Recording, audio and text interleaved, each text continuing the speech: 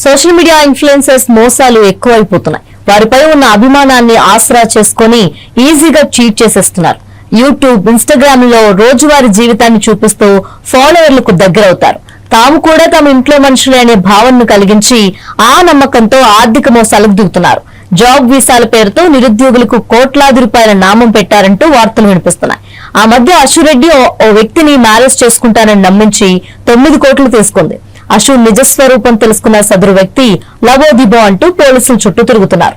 ఈ మోసం మర్చిపోకముందే మరో యూట్యూబర్ కోట్లకు ఎగనామం పెట్టడం చర్చనీయాంశంగా మారింది.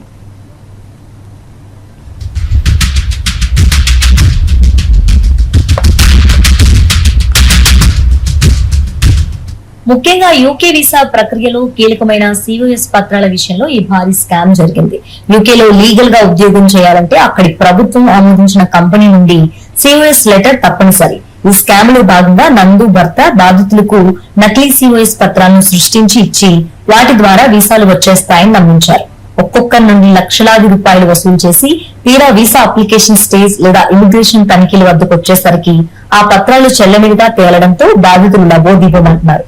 సుమారు 30 మందికి పైగా అమాయకులు ఈ నకిలీ వీసా వెరిఫికేషన్ వల్ల రోడ్డును పడ్డారని, దాదాపు కోట్లలో డబ్బులు చేతులు మారిందని సమాచారం.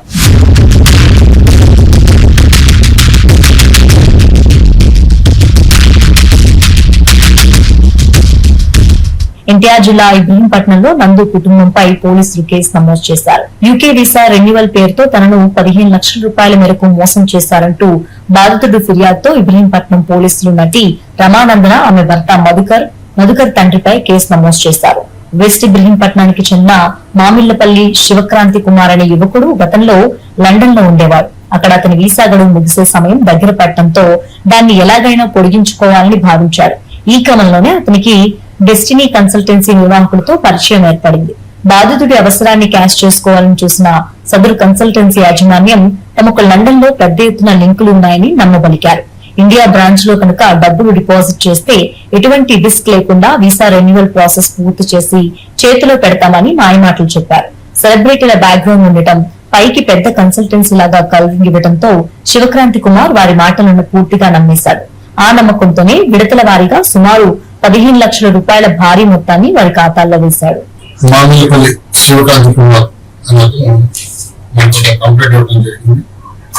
ఆ కంప్లైంట్ ప్రకారం సారాంశం ఏంటంటే అతను యూకేలో ఉన్నప్పుడు వీసా అగ్రిమెంట్ కొడుతుందని చెప్పి డెస్టినీ కన్సల్టెన్సీ అని ద్వారా వీసాని రెన్యూవల్ చేయించుకుందామనే ఆలోచనతో వాళ్ళని సంప్రదించారు.